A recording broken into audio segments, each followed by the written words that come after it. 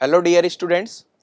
तो आज वाले लेक्चर में अपन आपका जो ये पेपर है टेस्ट नंबर 5 ये डिस्कस करते हैं।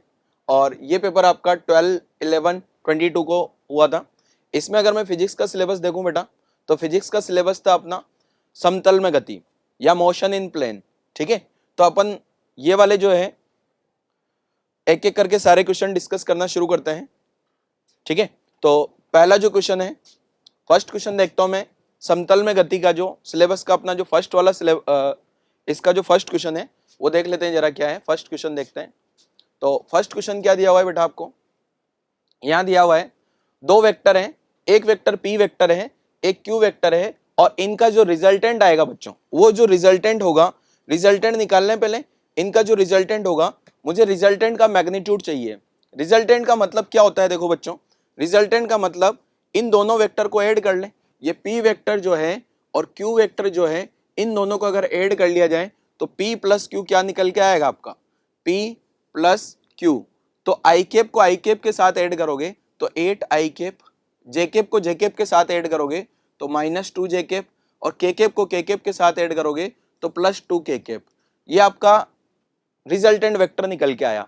अब रिजल्टेंट वेक्टर का जो मैग्नीट्यूड निकालोगे, p प्लस क्यू का जो मैग्नीट्यूड आएगा, ये क्या आ जाएगा बच्चों, 8 का स्क्वायर प्लस ये माइनस का स्क्वायर होगा तो 2 स्क्वायर प्लस 2 स्क्वायर।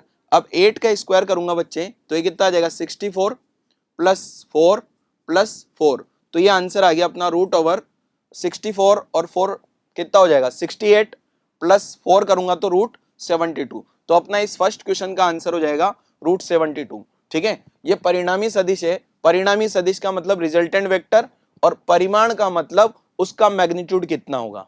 ठीक है, तो ये इस टाइप से अपना क्वेश्चन नंबर 1 जो कि बड़ा ही आसान था बच्चों, ये अपन ने सोल्व कर लिया। ठीक है, अब मैं नेक्स्ट क्वेश्चन पे मूव करता हूं। नेक्स्ट क्वेश्चन नंबर 2 देखो क्या है। क्वेश्चन नंबर 2 में क्या दिया हुआ है बेटा आपको, दो यूनिट वेक्टर हैं। ठीक है, 2 unit vector are inclined at angle 120। अब आपको पता होगा अगर दो वेक्टर, इस क्वेश्चन के सॉल्यूशन में मैं ये बता दूं बेटा, अगर ए और बी और आर, रिजल्टेंट ए और बी दोनों वेक्टर का मैग्नीट्यूड बराबर बराबर है और वही मैग्नीट्यूड रिजल्टेंट का भी होता है, तो ऐसी सिचुएशन पे अपना जो आंसर निकल के आता है थीटा 120 आता है क्या, ऐसी सिचुएशन पे थीटा 120 आता है क्या। क्लियर। अब यहाँ क्या दिया है अपने को, ए का वैल्यू भी 1 है, बी का वैल्यू भी 1 है और थीटा 120 है। दैट मीन्स जो मैग्नीट्यूड आएगा, रिजल्टेंट का मैग्नीट्यूड वो भी 1 आएगा। मीन्स दो वेक्टर जो है, ए वेक्टर और बी वेक्टर इक्वल इक्वल है। रिजल्टेंट भी होने के इक्वल तभी आता है जब थीटा 120 होता है। तो इसमें उल्टा दे दिया, थीटा 120 दे दिया तो रिजल्टेंट कितना आ जाएगा, रिजल्टेंट का मैग्नीट्यूड भी 1 ही हो जाएगा। ठीक है, नेक्स्ट क्वेश्चन पे मूव करते हैं। नेक्स्ट क्वेश्चन नंबर 3 देखते हैं जरा क्या है। क्वेश्चन नंबर 3 क्या दिया है, देखो, एक पार्टिकल का ये इनिशियल वेलोसिटी दिया है मुझे। इनिशियल वेलोसिटी बेटा अपना होता है u वेक्टर। ठीक है, एंड ये एक्सेलरेशन दिया है बच्चों। एक्सेलरेशन क्या होता है अपना a वेक्टर। अब आपको 10 सेकंड बाद, मतलब ये आपको टाइम दिया है t, 10 सेकंड बाद स्पीड पता करनी है। 10 सेकंड बाद मैं वेलोसिटी पता कर लूं और उस वेलोसिटी का मैग्नीट्यूड निकाल लूं तो वही अपना स्पीड हो जाएगा। ठीक है, तो अब इसको सोल्व करते हैं। देखो कैसे सोल्व करना होगा आपको, v equal to u plus A T. ये इक्वेशन में आप लोगों ने पढ़ी होगी। जब एक्सेलरेशन कांस्टेंट होगा तो ये इक्वेशन लगा देंगे और क्वेश्चन में देखने से पता लग रहा है कि एक्सेलरेशन अपना कांस्टेंट है। तो यहां से अगर देखेंगे बच्चे तो v vector equal to initial velocity कितना है, 3i cap plus 4j cap plus acceleration vector को यहां से लिखूं तो ये कितना दिया है, 0.4i cap plus 0.3j cap into 10। अब ये 10 यहाँ अंदर मल्टीप्लाई होगा तो क्या आ जाएगा, देखो ये 3i plus 4j, initial velocity तो एज इट इज है, ये 10 का मल्टीप्लाई यहाँ होगा तो ये 4i प्लस 3j हो गया। अब यहाँ क्या करूंगा मैं, आई कैप को आई कैप के साथ ऐड करूंगा, जे कैप को जे कैप के साथ ऐड करूंगा, ये ध्यान रखना है। तो 3i कैप 4i कैप क्या हो गया अपना 7i cap, 4j cap 3j cap क्या हो गया 7j कैप। अब ये तो अपने पास वेलोसिटी आ गई बेटा। अब वेलोसिटी का मैग्नीट्यूड ही स्पीड होता है क्या, तो वेलोसिटी का मैग्नीट्यूड निकालोगे आप तो ये 7 स्क्वायर प्लस 7 स्क्वायर, यहाँ 7 कॉमन आएगा और 1 + 1 हो जाएगा √2। तो अपना आंसर आ जाएगा फोर्थ ऑप्शन। ठीक है, ये जो है इसकी चाल आ गई, वेग निकाला अपन ने, वेग का परिमाण जो होगा वो चाल के इक्वल हो जाएगा। ठीक है, नेक्स्ट क्वेश्चन पे आते हैं बच्चों। क्वेश्चन नंबर 3 के बाद next question number 4। Question number 4 में देखते हैं अपन। तो क्वेश्चन नंबर 4 में क्या दिया हुआ है, देखो ये सी रिजल्टेंट वेक्टर है जो ए और बी दोनों को जोड़ने पे आ रहा है, और ए और बी का जो मैग्नीट्यूड है, ए का मैग्नीट्यूड 8 है, बी का 15 है और सी का 17 है, और रिजल्टेंट वेक्टर कितना है 17। पहले तो देखने से पता लग रहा है कि ये तीनों पाइथागोरन ट्रिपलेट हैं। 8, 15 और 17 क्या है, पाइथागोरन ट्रिपलेट है। पाइथागोरन ट्रिपलेट का मतलब तीनों एक राइट एंगल ट्रायंगल बना रहे होंगे, मतलब ए वेक्टर कुछ ऐसा होगा, बी वेक्टर कुछ ऐसा होगा, बी वेक्टर का मैग्नीट्यूड ज्यादा है, बी वेक्टर का मैग्नीट्यूड ज्यादा है तो इसका मैग्नीट्यूड ज्यादा बना लेते हैं। तो यहाँ बी वेक्टर, ये ए वेक्टर आ गया, ये अपना बी वेक्टर आ गया, और ये अपना रिजल्टेंट सी वेक्टर आ गया। अब आपको जो एंगल चाहिए ये ए और बी के बीच में चाहिए क्या। अब ए और बी के बीच में देखो, ये डायग्राम मेरे दिमाग में डायरेक्ट इसलिए क्लिक किया क्योंकि मुझे पता है 8, 15, 17 पाइथागोरन ट्रिपलेट है। पाइथागोरन ट्रिपलेट का मतलब जैसे 3, 4, 5 होता है, 6, 8, 10 होता है, उसी टाइप से ये भी पाइथागोरन ट्रिपलेट है। तो आंसर हो जाएगा ए और बी वेक्टर के बीच में आपने ए और बी वेक्टर जो है, ये ए वेक्टर और ये बी वेक्टर, इन दोनों के बीच का एंगल देखोगे आप तो 90 डिग्री हो जाएगा। ठीक है, तो ये हो गया अपना क्वेश्चन नंबर 4। नेक्स्ट क्वेश्चन पे आते हैं, क्वेश्चन नंबर 5। 5th क्वेश्चन में क्या दिया है, देखो बच्चे, ए वेक्टर दिया गया है, ये ए वेक्टर है एंड ये बी वेक्टर है। अब आपको एक ऐसा वेक्टर ढूंढ के लाना है जिसका मैग्नीट्यूड तो बी के जैसा हो। पहले बी का मैग्नीट्यूड निकाल लें, बी का मैग्नीट्यूड निकाल लेते हैं, कितना आएगा देखो, बी वेक्टर का अगर आप लोग मैग्नीट्यूड निकालोगे तो यह आएगा 7 स्क्वायर प्लस 24 स्क्वायर, इसको सिंप्लीफाई करेंगे तो 25 आएगा। अगेन पाइथागोरन ट्रिपलेट आपको याद होना चाहिए, 7, 24, 25 भी एक पाइथागोरन ट्रिपलेट है, तो इसका रिजल्टेंट 25 आ गया। अब आपको करना क्या है, ये अननोन वेक्टर जो ढूंढना है उसका मैग्नीट्यूड तो आ गया, अननोन वेक्टर जो है किसके पैरेलल है, ए के, मतलब मैं बोल सकता हूं ए के पैरेलल है तो ए की डायरेक्शन में यूनिट वेक्टर निकाल लेता हूं, और जो अननोन वेक्टर होगा उसका डायरेक्शन भी किसके जैसा हो जाएगा, ए कैप के जैसा। तो ए कैप का मैग्नीट्यूड क्या आएगा, ए कैप जो लिखोगे आप, ए वेक्टर अपॉन ए का मैग्नीट्यूड, तो ए वेक्टर क्या आ रहा है यहाँ से 3i प्लस 4j, और इसका मैग्नीट्यूड मैंने डायरेक्ट 5 लिख लिया। वैसे ही same 3 square plus 4 square root लगाओगे ना तो 5 आ जाएगा। अब ये जो अननोन वेक्टर है मान लेता हूं सी वेक्टर, अब ये जो सी वेक्टर है इसका जो मैग्नीट्यूड है, ये सी वेक्टर का मैग्नीट्यूड और सी वेक्टर की डायरेक्शन, तो यहां से आप ये बोल सकते हो कि ये जो सी वेक्टर का मैग्नीट्यूड है वो तो बी के बराबर क्वेश्चन में बोला है, और सी वेक्टर का जो डायरेक्शन है वो ए कैप के बराबर क्वेश्चन में बोला है, पैरेलल बोला है ना। ठीक है, तो यहां से अब इसको सिंप्लीफाई करेंगे तो सी का मैग्नीट्यूड तो 25 आ गया, और सी का जो डायरेक्शन आ गया 3i plus 4j divide by 5। अब यहां से ये 5 को कैंसिल आउट करूंगा मैं, यहाँ 5 कैंसिल आउट होगा और ये निकल के आएगा फाइनल आपका 5 into 3 15i cap plus 20j cap. तो इस टाइप का आपको ऑप्शन देख लेना है 15i cap plus 20j cap. ठीक है, तो आपको क्या मिल गया, एक ऐसा वेक्टर मिल गया जिसका परिमाण तो बी के बराबर है और वो ए के समानांतर है। ठीक है, तो ये अपना क्वेश्चन नंबर 5 डिस्कस हो गया। नेक्स्ट क्वेश्चन नंबर 6 पे मूव करता हूं बच्चों। क्वेश्चन नंबर 6 क्या है, देखो अब एक पार्टिकल है, अब particle is moving towards east, शुरुआत में ईस्ट डायरेक्शन में जा रहा है और इसका वेलोसिटी 5 मीटर पर सेकंड है। 10 सेकंड में क्या हुआ, यह वेलोसिटी नॉर्थ डायरेक्शन में चेंज कर लेता है। तो एवरेज एक्सेलरेशन बताना है आपको। तो एवरेज एक्सेलरेशन का फॉर्मूला क्या लिखते हो बेटा, औसत त्वरण का जो फॉर्मूला लिखते हैं अपन, औसत त्वरण लिखा जाता है क्या, औसत त्वरण जो लिखते हैं एवरेज एक्सेलरेशन, वेग में परिवर्तन बटा समांतराल, change in velocity divide by time interval. अब अगर यहाँ क्वेश्चन में आपको बोला है पहले जो पार्टिकल, अगर मैं डायरेक्शन कंसीडर करूं तो ये वाली डायरेक्शन को मैं आई कैप मान लेता हूं, ये ईस्ट डायरेक्शन है, और ये वाली डायरेक्शन जे कैप जो है ये नॉर्थ कंसीडर कर लेते हैं अपन। तो पार्टिकल शुरुआत में किधर जा रहा था, ईस्ट डायरेक्शन में जा रहा था, तो यहाँ जो वेलोसिटी निकालूंगा मैं v2 vector minus v1 vector upon time का डिवाइड कर लेते हैं, ये सारा टाइम जो है 10 सेकंड दिया है। अब फाइनल वेलोसिटी जो है 5 हो गई नॉर्थ में, तो ये तो 5j कैप आ गया, minus initial velocity 5i cap था तो ये 5i कैप आ गया, डिवाइड बाई 10 करोगे, 10 का डिवाइड दोनों जगह करूंगा मैं तो 1/2j माइनस 1/2i हो जाएगा, माइनस 1/2i। अब इसका अगर परिमाण लूंगा मैं तो इसका परिमाण क्या हो जाएगा 1/2√2। तो इसका जो एवरेज एक्सेलरेशन आया इसका मैग्नीट्यूड लिखेंगे तो इसका मैग्नीट्यूड क्या आ जाएगा 1/2 square plus 1/2 square under root. तो 1/2 तो थ्रू आउट बाहर आएगा, 1/2 तो थ्रू आउट बाहर आएगा और 1/2 के साथ में आप क्या लिखोगे 1/2 इंटू √2। तो ये 1/√2 तो इसका परिमाण आ गया। तो 1/√2 वाले अपने पास दो ऑप्शन है।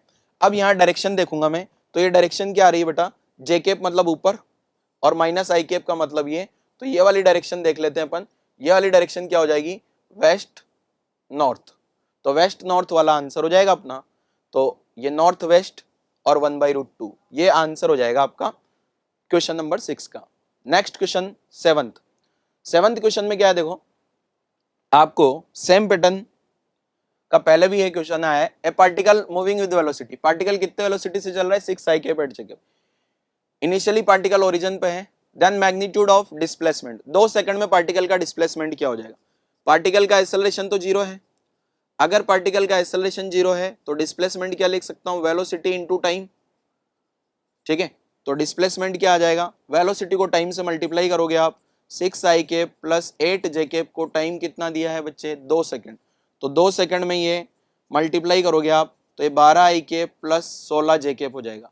तो आपको पता होगा 6 इसका जो मैग्नीट्यूड आएगा वो आपको चाहिए। तो 12 स्क्वायर प्लस 16 स्क्वायर इसको सिंप्लीफाई करेंगे तो 20 आएगा। ये 20 आपका आंसर आ गया। जैसे आपको पता होगा ना 6 8 10 ट्रिपलेट है क्या, जैसे इसका ट्रिपलेट 3 4 5 भी है क्या। 3 4 5 को 2 से मल्टीप्लाई करोगे तो 6 8 10 आ जाएगा। इसको और मल्टीप्लाई करोगे 2 से तो 6 का 12 8 का 16 10 का 20। ठीक है, तो ये ट्रिपलेट आपको पता होने चाहिए। एक ट्रिपलेट 5 12 13 भी होता है। ठीक है, तो ये ट्रिपलेट अगर आपको याद होंगे तो आंसर थोड़ा जल्दी निकल जाएंगे। तो ये अपना क्वेश्चन नंबर 7 का आंसर आ गया। नेक्स्ट क्वेश्चन नंबर 8 चेक करते हैं। देखो क्वेश्चन नंबर 8 में क्या दिया है बेटा आपको, क्वेश्चन नंबर 8 अगर देखा जाए यहाँ पे तो 8th जो क्वेश्चन है इसमें आपको ये पोजीशन वेक्टर दिया हुआ है। पोजीशन वेक्टर पार्टिकल का दिया गया है, t टाइम है और आपको एक्सेलरेशन पता करना है। तो पहले वेलोसिटी पता कर लें बच्चे। इसकी वेलोसिटी क्या होती है, अगर ये जो पोजीशन वेक्टर आया है इसको डिफरेंशिएट कर दोगे आप, अवकलन कर दोगे तो आपका वेग आ जाएगा या वेलोसिटी आ जाएगी। तो इसका अवकलन करोगे आप 4t स्क्वायर का तो ये हो जाएगा 8t आई कैप प्लस जे कैप में क्या आ जाएगा 3t स्क्वायर जे कैप। तो ये तो वेलोसिटी आ गई मेरे पास। एक बार और डिफरेंशिएट करोगे आप, वेलोसिटी को एक बार डिफरेंशिएट करूंगा तो एक्सेलरेशन आ जाएगा। वेग का उकलन करोगे एक बार और तो त्वरण आ जाएगा। तो त्वरण क्या पूछा है, त्वरण ही तो पूछा है ना आपसे। तो इसका उकलन 8i कैप प्लस 6t जे कैप। अब आपको t इक्वल टू 1 सेकंड बोला है, 1 सेकंड पुट करूंगा t का तो जो त्वरण का एक्सेलरेशन का मान आएगा 8 तो आई कैप में हो गया, 6 जे कैप में आ गया। अब देखो अभी आपको 8 और 6 का मैंने आपको ट्रिपलेट बताया था क्या, 8 स्क्वायर प्लस 10 6 स्क्वायर करोगे ना आप तो अगेन आपका आंसर 10 आ जाएगा। तो आंसर आ गया ये 10। ठीक है, तो 10 मीटर पर सेकंड स्क्वायर का त्वरण आ जाएगा। ये क्वेश्चन नंबर 8वां सोल्व हो गया अपना।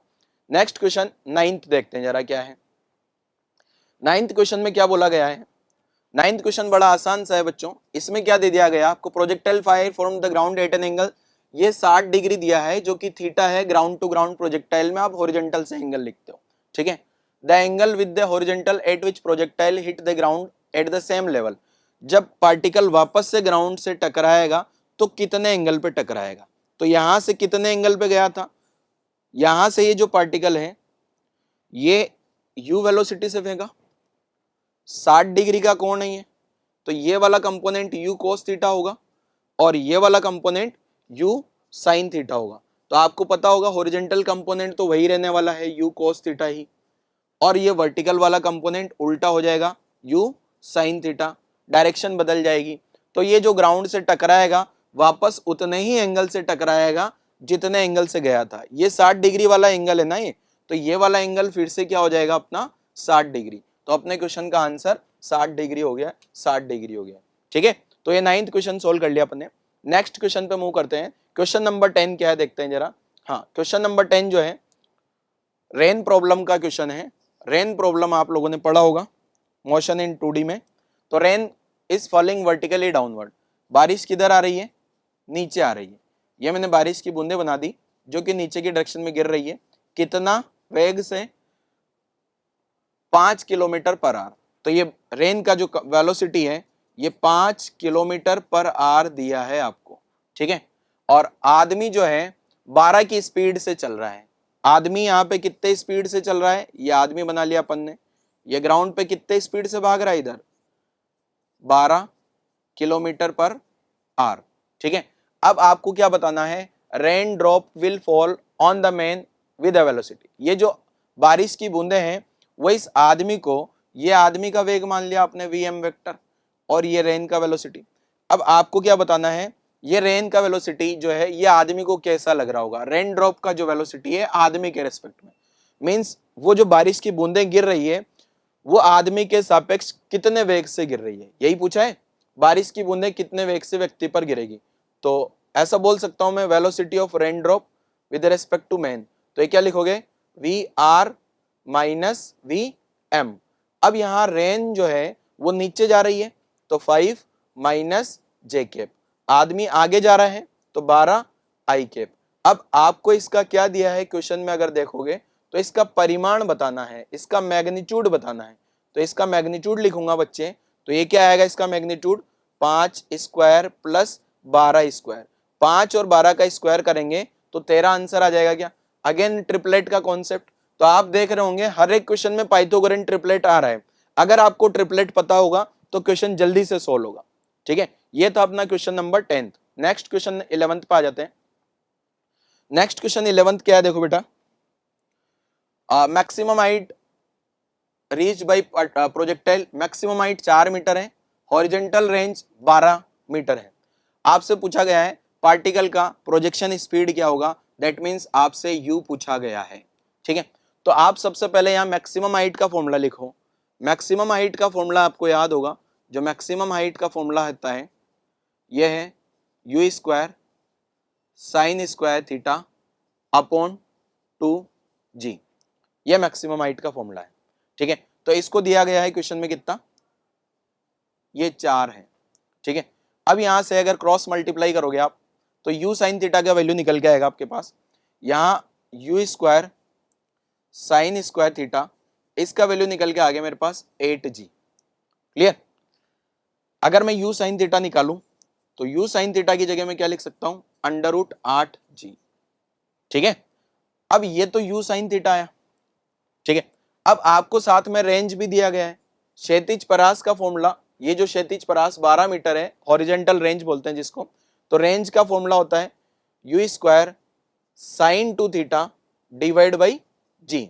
अब ये साइन 2 थीटा को ओपन करेंगे तो ये होगा u square 2 sine theta cos theta upon g, ठीक है। अब रेंज कितनी दी है बेटा, 12, ठीक है।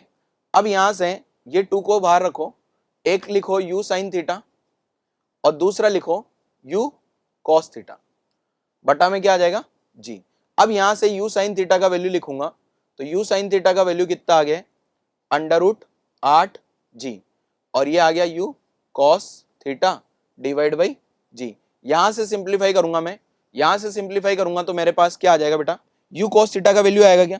यहां से सिंप्लीफाई करूंगा तो ये u कॉस थीटा कितना आ रहा है, देखो u कॉस थीटा का जो वैल्यू है ये 12 से कटेगा ये 6 बार, तो 6g अपॉन √8g। इसको रूट के अंदर लिखोगे तो 36g स्क्वायर 8g, तो ये आ गया कितना, ये तो g आ गया। अब ये 4 से कट रहा है 9/2। अब मेरे को आपसे क्वेश्चन में क्या पूछा गया था, प्रोजेक्शन वेग। तो प्रोजेक्शन वेग u क्या होगा, u जो होगा ये होगा u sine theta whole square plus u cos theta whole square. तो इनको स्क्वायर करके ऐड करेंगे तो अपने पास प्रोजेक्शन वेग आ जाएगा। तो इसका स्क्वायर तो 8g आ जाएगा और साथ में उसका स्क्वायर करूंगा तो 9/2g आ जाएगा।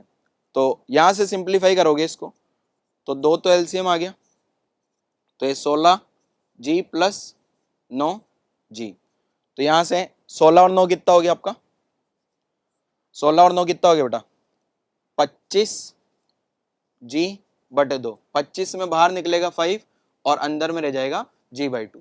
ये इस पेपर का एक क्वेश्चन ऐसा है जो थोड़ा लेंथी था, ठीक है। तो इसका आंसर आ जाएगा अपना ये फर्स्ट वाला ऑप्शन आ जाएगा बेटा इसका, ठीक है। तो ये लेंथी क्वेश्चन है, पेपर में सारे क्वेश्चन आसान नहीं होते, जल्दी जल्दी सोल्व होने वाले, तो कुछ क्वेश्चन ऐसे होते हैं जो थोड़े लेंथी होते हैं। अगर आप उनको आइडेंटिफाई कर लो तो सबसे लास्ट में ट्राई करो ताकि आप मैक्सिमम क्वेश्चन अटेम्प्ट कर पाओगे, ठीक है। तो ये था अपना क्वेश्चन नंबर 11। तो 11th का सॉल्यूशन आप लोगों को आई थिंक समझ में आ गया होगा। नेक्स्ट क्वेश्चन 12 पे मूव करता हूं। क्वेश्चन नंबर 12 ये रहा।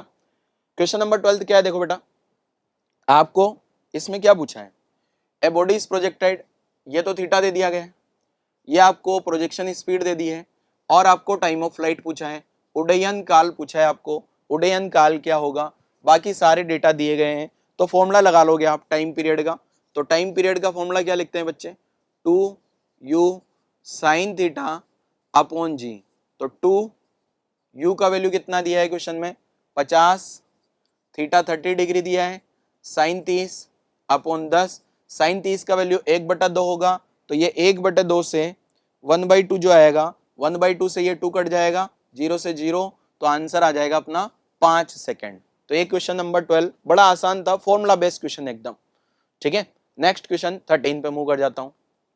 नेक्स्ट क्वेश्चन नंबर 13 में क्या है, देखो बेटा नेक्स्ट क्वेश्चन नंबर 13 में अगर देखा जाए तो a projectile is projected with a certain velocity u, कोई प्रोजेक्टाइल है जिसको आप u वेलोसिटी से फेंक रहे हो, ठीक है। अब रेंज आ रहा है r, और ये रेंज जो r आ रहा है ना, ये दो अलग अलग टाइम पे आ रहा है। एक बार टाइम पीरियड t1 है तो भी रेंज आ रहा है, और दूसरी बार टाइम पीरियड t2 है तो भी रेंज आ रहे हैं, मतलब दो अलग अलग टाइम दिए हैं और सेम जो रेंज आ रही है, टाइम तो अलग अलग है पर क्षैतिज परास दोनों में, हॉरिजॉन्टल रेंज दोनों में क्या है सेम। दैट मींस आपको यहां से ये पता लगना चाहिए बच्चे, यहां से क्या कि दोनों जो पार्टिकल फेंके गए होंगे ये कॉम्प्लीमेंट्री एंगल्स पे होंगे, मींस ऐसे एंगल जिनका सम 90 डिग्री हो, हिंदी में बोले तो पूरक कोण, ठीक है। तो यहां से देखता हूं जो टाइम पीरियड t1 आएगा, t1 क्या हो जाएगा 2u sin थीटा अपॉन जी। अब जो दूसरा वाला होगा कोण वो होगा साइन, दूसरे वाले केस में 90 माइनस थीटा आएगा बेटा, ठीक है। आपको लिखा गया है नोट्स में कि अगर प्रोजेक्टाइल सेम रेंज आ रही है, सेम स्पीड से फेंके तो वो कॉम्प्लीमेंट्री एंगल्स पूरक कोण पे फेंके जाते हैं। अब मेरे को ऑप्शन, ये दो ऑप्शन अगर मेरे को वेरीफाई करने हैं तो मल्टीप्लाई कर लूं दोनों का, यहां से ये दो ऑप्शन तो वैसे ही कैंसिल हो जाएंगे क्योंकि दोनों की डायमेंशन ही गड़बड़ आ रही है। लेफ्ट हैंड साइड में टाइम है तो राइट हैंड साइड में भी टाइम आना चाहिए, जो कि इनमें तो आ ही नहीं रहा, ठीक है। यहाँ तो इन दोनों ही ऑप्शन को चेक करना है, t1 t2 दोनों को गुणा कर लेते हैं, तो मल्टीप्लाई करने पे क्या आएगा देखो 2, ये इसको आप सिंप्लीफाई करोगे तो ये 2u sin 90 माइनस थीटा को क्या लिखा जा सकता है cos थीटा, ठीक है। अब इसको देखना मैं कैसे थोड़ा सेट करके लिखता हूं, 2 अपॉन जी, ये तो मैंने बाहर रख लिया क्योंकि मुझे यहाँ ये 2 दिख रहा है, 2 अपॉन जी या g/2 दिख रहा है, ठीक है। तो एक 2 को, ये एक 2 और एक g को मैंने साइड में रख लिया, ठीक है। बाकी आगे रखता हूं, देखो ये u और u मल्टीप्लाई होगा, ये u और u मल्टीप्लाई होके u आएगा, एक यहाँ 2 बचेगा, दोनों का 2 2 है ना, एक बाहर लिख लिया, दोनों का जी एक बाहर लिख लिया, तो 2 यहां बनेगा साइन थीटा, एक साइन आएगा, एक कॉस थीटा आएगा और डिवाइड में जी आएगा।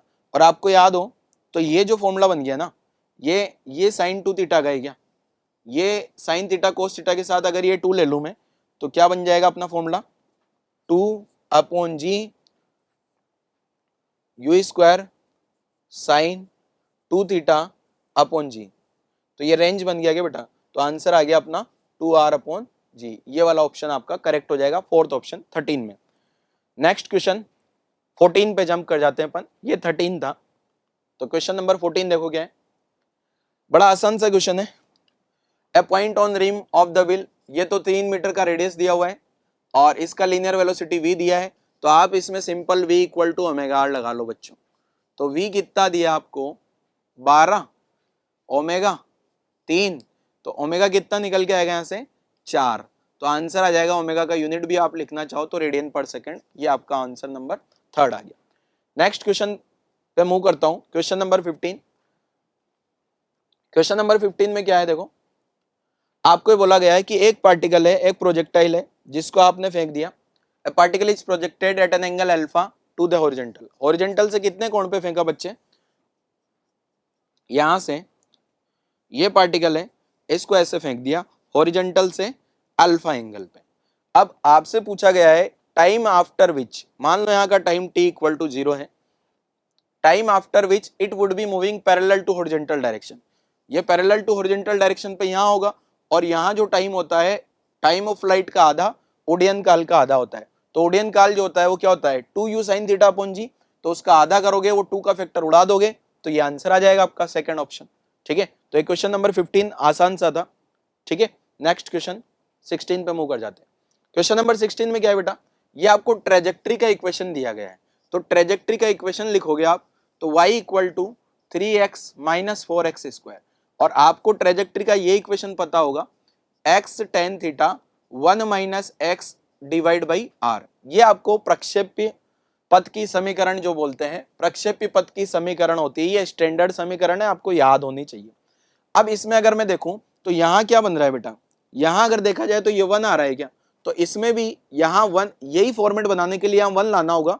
तो 3x को कॉमन ले लें, तो 3x कॉमन लूंगा तो यहाँ 1 बचेगा, माइनस यहाँ बच जाएगा 4x अपॉन 3, क्योंकि ये 4x स्क्वायर में आप डिवाइड करोगे ना 3x का, तो एक x गायब हो जाएगा और 3 का डिवाइड हो जाएगा।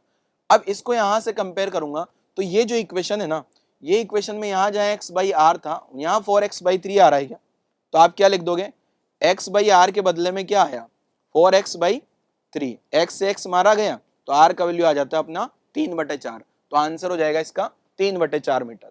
ठीक है, अगेन आसान सा क्वेश्चन था, अगर आपके दिमाग में क्लिक कर जाता है ये इक्वेशन आपको याद हो तो। ठीक है, नेक्स्ट क्वेश्चन नंबर 17 पे आ जाते हैं। क्वेश्चन नंबर 17 क्या है बेटा, during morning walk, morning walk के टाइम जो है ये आदमी, रमन नाम का आदमी चलना शुरू करता है सुबह सुबह, और ये कितना स्पीड से चल रहा है, 5 मीटर पर सेकंड की स्पीड से चल रहा है, और हर 10 सेकंड के बाद ये टर्न लेता है। ठीक है, हर 10 सेकंड के बाद क्या होगा, ये टर्न लेगा।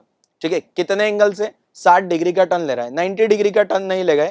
ठीक है तो 60 डिग्री का टर्न है, तो इसने कितना, 1 मिनट, पहले तो 10 सेकंड में एक टर्न आ रहा है क्या, 10 सेकंड में कितना टर्न है, हर 10 सेकंड में ये टर्न ले रहा है, तो 1 मिनट में कितना टाइम होगा आपका, 1 मिनट में 60 सेकंड होंगे।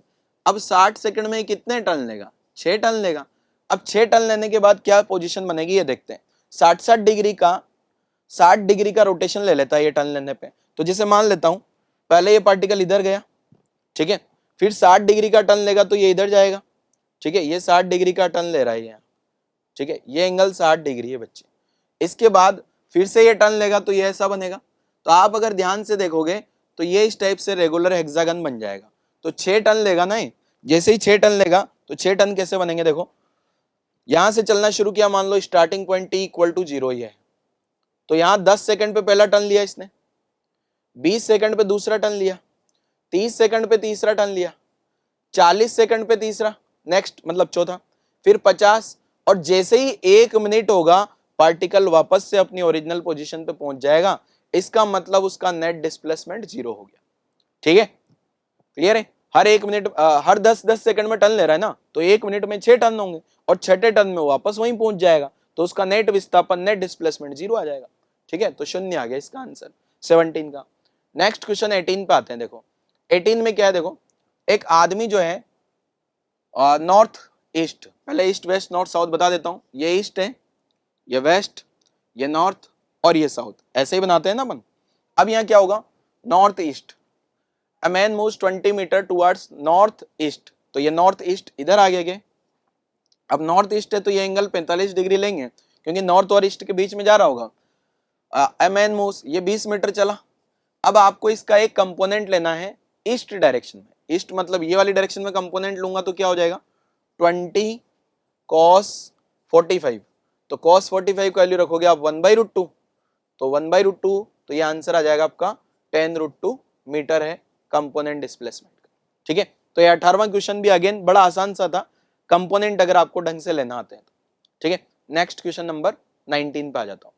नेक्स्ट क्वेश्चन नंबर 19 क्या है, देखो बच्चे, टू ऑब्जेक्ट, एक तो ए है और एक बी है, दोनों एक्स वाई के अलोंग चल रहे हैं। आपको बताना है क्या, the magnitude of velocity of A का वेलोसिटी बी के रेस्पेक्ट में, मींस मुझे वी ए बी बताना है। तो वी ए बी क्या होगा, देखो V A B the magnitude of velocity of A with respect to B along X axis, उसमें भी केवल आपको एक्स एक्सिस वाला ही कंपोनेंट देखना है। तो देखो कैसे होगा, एक्स एक्सिस वाला कंपोनेंट देख लेते हैं इसका। पहले आप इसको क्या करोगे, वेक्टर फॉर्म में वेलोसिटी लिखो आप इसका।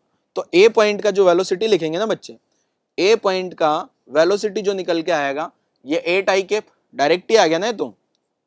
और बी का अगर मैं लिखूंगा, बी का वेलोसिटी अगर आप लिखोगे तो ये क्या हो जाएगा, 10 का ये कंपोनेंट और 10 का ये कंपोनेंट। तो ये वाला कंपोनेंट क्या हो जाएगा, 10 cos 53, और cos 53 का वैल्यू आपको पता होगा 3/5, तो ये आ गया 6। और ऐसे ही ये वाला कंपोनेंट लोगे तो ये 8 आ जाएगा, 10 sin, ये जैसा है ना ये 10 cos 53, वो 10 sin 53 होगा और 8 आ जाएगा। तो बी वाला कंपोनेंट 6 आई कैप प्लस ये 8 जे कैप आ गया। अब आपको क्या करना है, ए का वेलोसिटी निकालना है बी के रेस्पेक्ट में। तो ए का वेलोसिटी बी के रेस्पेक्ट में वी ए बी, तो वी ए बी क्या लिखूंगा मैं, V A minus V B. तो V A minus V B करोगे तो ए का वेलोसिटी तो 8 आई कैप है और बी का वेलोसिटी क्या है, 6 आई कैप प्लस 8 जे कैप। तो अपना आंसर आ गया क्या, 2 आई कैप माइनस 8 जे कैप।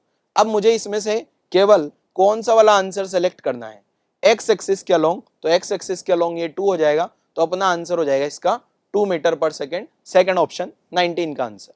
ठीक है, नेक्स्ट क्वेश्चन पे मूव करता हूं। क्वेश्चन नंबर 20 क्या है, देखो question number 20, a particle is fired with velocity you making an angle theta with the vertical. ये ध्यान रखना, ये एंगल वर्टिकल से, अपन ने जितने भी फॉर्मूले पढ़े हैं हर एक फॉर्मूले में जो एंगल है वो हॉरिजॉन्टल से। ठीक है, what is the change in velocity when it is the highest point. जब ये हाईएस्ट पॉइंट पे होगा तो पहले देखते हैं इसका वेलोसिटी में क्या क्या चेंजेस होगा। यहां से पार्टिकल फेंक दिया गया है और ये जो वर्टिकल लाइन है, वर्टिकल लाइन से कितने एंगल पे फेंका है, ये वेलोसिटी यू, ये एंगल थीटा। तो इसका अगर मैं कंपोनेंट करूंगा बच्चे तो ये वाला कंपोनेंट यू कोस थीटा होगा, क्योंकि थीटा थोड़ा गड़बड़ दिया है, और ये वाला कंपोनेंट यू साइन थीटा होगा। हाईएस्ट पॉइंट पे ये वाला वेलोसिटी यू साइन थीटा होगा। तो आपको क्या करना है, चेंज इन वेलोसिटी निकालना है। तो फाइनल वेलोसिटी क्या आएगा, फाइनल वेलोसिटी हाईएस्ट पॉइंट पे क्या लिखूंगा, u sine theta i cap. Initial velocity क्या लिखूंगा, u sine theta i cap plus u cos theta j cap. अब आपको क्या चाहिए, change in velocity. Change in velocity का मतलब v2 माइनस v1। अब v2 माइनस v1 करूंगा मैं, तो v2 में से v1 को घटाओगे आप, ये v2 में से v1 तो ये तो गया, और फाइनल आंसर आ जाएगा minus u cos theta j cap. तो u cos theta j cap वाला आपका आंसर हो जाएगा। तो ये वाला आंसर हो गया अपना दूसरा ऑप्शन आंसर आ जाएगा। ये था क्वेश्चन नंबर 20। ठीक है, आसान क्वेश्चन था, इसमें कोई ज्यादा खास नहीं था। कंपोनेंट बस ये ध्यान रखना था, एंगल वर्टिकल से दिया था। ठीक है, नेक्स्ट 21वां क्वेश्चन देखते हैं, 21 जो है। अब आपको क्या दिया है, the velocity of projectile, the velocity of projectile eight point P. P पे वेलोसिटी ये जो है, इसका ये कंपोनेंट 3 आई कैप दिया हुआ है, ये कंपोनेंट 4 जे कैप दिया हुआ है। आपसे पूछा magnitude of velocity at point Q, ये वाले पॉइंट पे ये वाला कंपोनेंट तो 3 आई कैप ही रहेगा, ये वाला कंपोनेंट नीचे आ जाएगा 4 जे कैप। ठीक है, तो इसका मैग्नीट्यूड निकालूंगा इस पॉइंट पे, तो ये यहाँ मैग्नीट्यूड ये क्या आ जाएगा, √3 square plus 4 square, again Pythagorean triplet, तो आंसर आ जाएगा 5। ठीक है, तो ध्यान रखिएगा, वेक्टर का मतलब पाइथागोरन ट्रिपलेट बहुत बहुत बहुत ज्यादा इंपॉर्टेंट होते हैं। तो आपको पाइथागोरन ट्रिपलेट याद होने चाहिए, जल्दी से आंसर निकलेगा। तो आज वाले पेपर से, ये जो पेपर अपन डिस्कस कर रहे हैं, इससे अपने को यही सीख मिली है कि पाइथागोरन ट्रिपलेट जरूर याद करो। ठीक है, नेक्स्ट क्वेश्चन नंबर 22। 22 में क्या है, देखो बेटा, if the angle of projection of two projectile are theta, एक तो प्रोजेक्टाइल एंगल थीटा है, दूसरा 90 माइनस थीटा है, then the ratio of horizontal range achieved by projectile is, projection speed same. अगर प्रोजेक्शन स्पीड सेम है तो दोनों में हॉरिजॉन्टल रेंज सेम आएगी, क्षैतिज परास समान आती है ना, कॉम्प्लीमेंट्री एंगल्स, या हिंदी में बोले तो पूरक कोण। पूरक कोण जो होंगे, दो कोण जिनका ऐड कर दें, दोनों को जोड़ दें तो 90 डिग्री सम आ जाए, तो इन दोनों पे क्षैतिज परास सेम आती है। ऐसा क्वेश्चन पहले भी आया है, तो ध्यान रखिएगा। इसका डायग्राम बनाना चाहो तो ये इस टाइप का डायग्राम बनता है इसका। ठीक है, अलग अलग कोण, दो अलग अलग कोण होते हैं और दोनों का क्षैतिज परास समान आ जाए। नेक्स्ट क्वेश्चन अपना 23, एक समान uniform circular motion. Uniform circular motion में क्या होता है बेटा, यूनिफॉर्म सर्कुलर मोशन जब भी पार्टिकल करता है, मान लो यहाँ पार्टिकल घूम रहा है तो इधर जाएगा, फिर नीचे जा रहा होगा, यहाँ पार्टिकल इधर जा रहा होगा, तो अगर मैं देखूं तो ये जो वेलोसिटी है ये तो बदल रही है, ठीक है।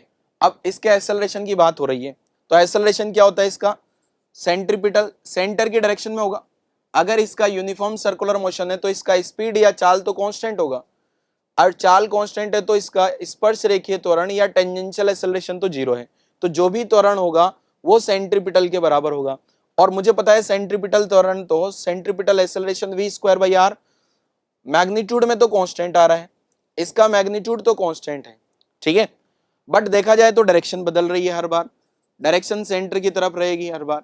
तो यहां से constant in magnitude and direction गलत हो गया, constant in magnitude but varying in direction सही है, कांस्टेंट डायरेक्शन ये भी गलत हो गया, वेरिंग मैग्नीट्यूड वेरिंग डायरेक्शन, तो अपना इसका आंसर हो जाएगा सेकंड, ठीक है। तो आज वाला पेपर बच्चों अपन ने डिस्कस किया, और अगर मैं देखूं इस पेपर में केवल एक ही क्वेश्चन ऐसा था जो थोड़ा सा लेंथी था, बाकी क्वेश्चन आसान थे बच्चों। तो आप लोग ट्राई करते रहिएगा, मॉड्यूल वगैरह सही से सोल्व करिएगा तो आपके पेपर अच्छे होंगे। और ट्राई आशा करता हूँ आपको आज वाला जो ये वीडियो है सारे डाउट्स आपके क्लियर हो गए होंगे, एंड आप अच्छे से प्रिपेयर करते रहिए, और नेक्स्ट टेस्ट के लिए सभी बच्चों को ऑल द बेस्ट।